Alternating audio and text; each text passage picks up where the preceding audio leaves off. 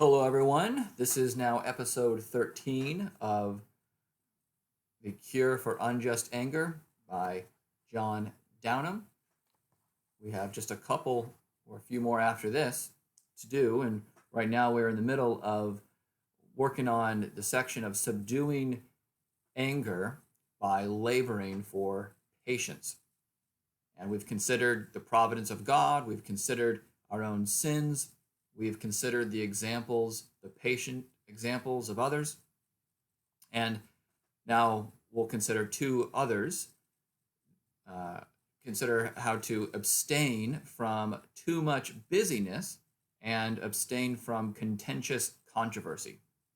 Now, these two considerations are rather brief in his book, so I'll read most of what he has here. He says, in reference to the first one, abstaining from too much busyness, for the mind is distracted and disturbed with abundant busyness, and thus made a suitable dwelling place for anger. Furthermore, when we are too busy, something is bound to go wrong.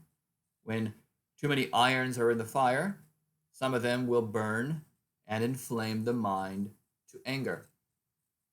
So what Downham has in mind here is not that we shouldn't work. Don't hear him saying that we should not work heartily unto the Lord. He would very much favor that idea, that motive, that everything we do, and we need to be managing our time well, everything we do, we should be doing to glorify God and to work, to strive, to have that holy pursuit of godly living in all that we do. We are held accountable for every minute that we spend. So idleness is not the way of the Christian life. But neither is excessive busyness. And when we are too busy, we have all of these other unnecessary distractions and tasks that we have to complete. And these additional duties and distractions add to concerns on our mind and in our heart. Well, the greater number of concerns on the mind, what's going to happen? The greater number of candidates or possibilities for anger. So we have to ask ourselves how we are using our time and into what matters we are putting ourselves. Before I comment more about that, there's the other consideration he has us to make is abstain from contentious controversy. He says once people have entered into controversy, they cannot easily give it up. Have you found that to be the case yourself? You get to an argument and it's difficult for you just to let go of that argument.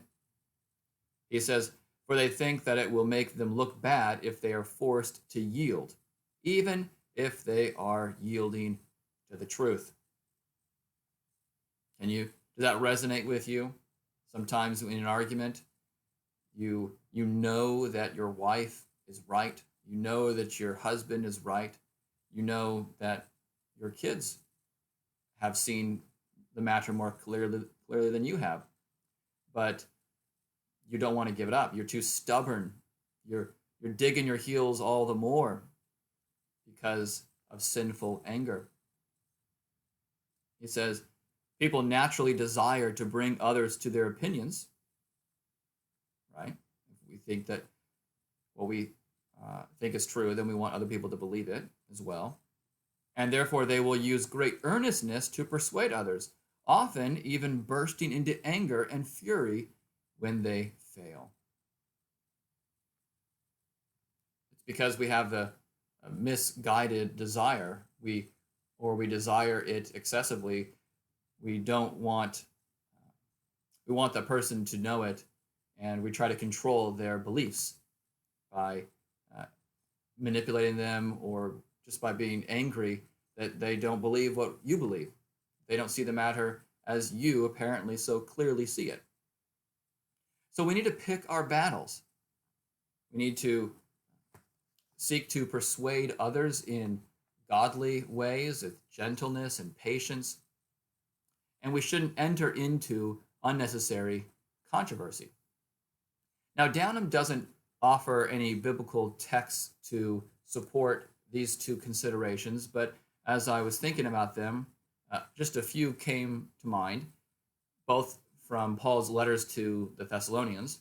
In his first letter, chapter 4, verse 10 and 11, he says, "But we urge you, brothers, to do this more and more, and to aspire to live quietly, and to mind your own affairs, and to work with your hands as we instructed you." So the exhortation from Paul here is to work hard at living the contented life, to live more quietly, to work hard to mind your own business.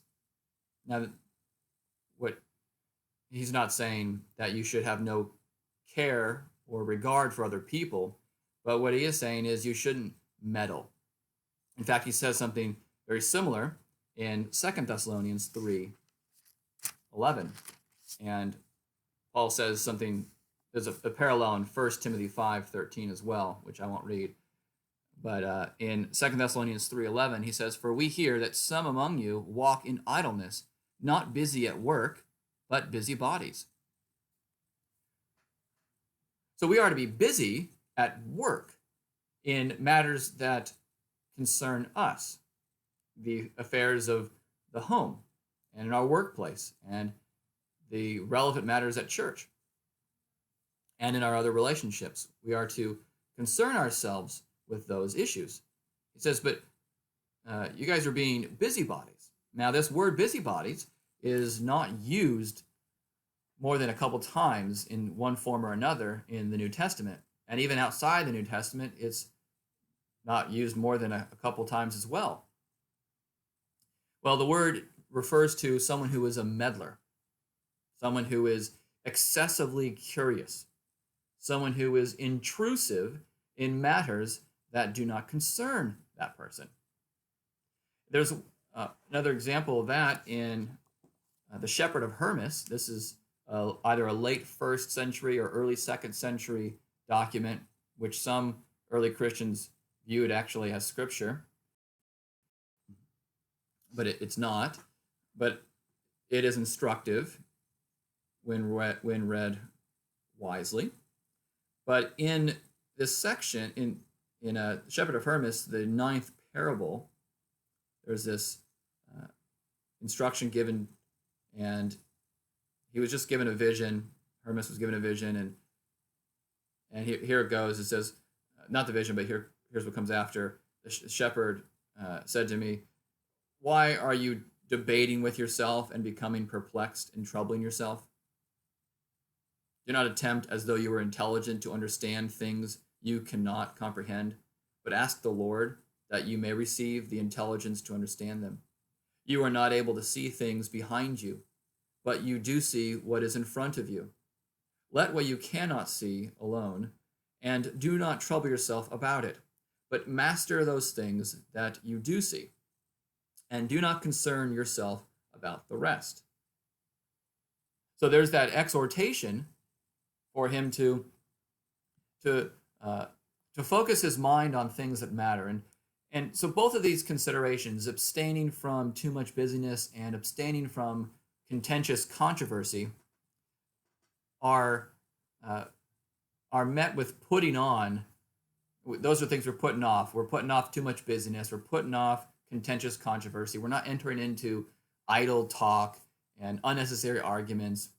We're not inserting ourselves in conversations in matters that really don't relate to us, are not directly relevant to us.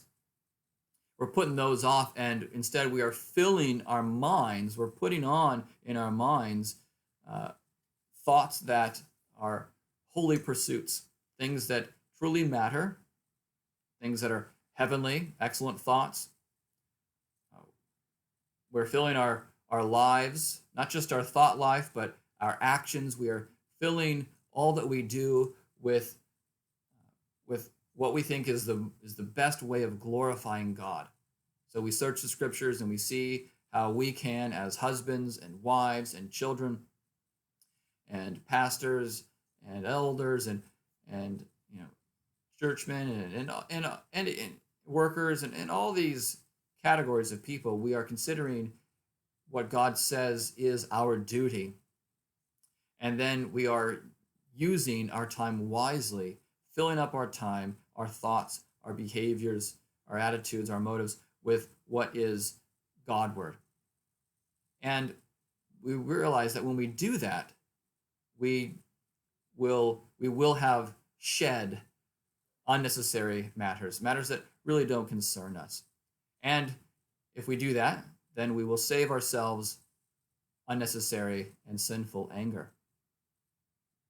Again, I hope this was helpful, and next time we'll consider some more ways that we can subdue sinful anger by laboring for patience.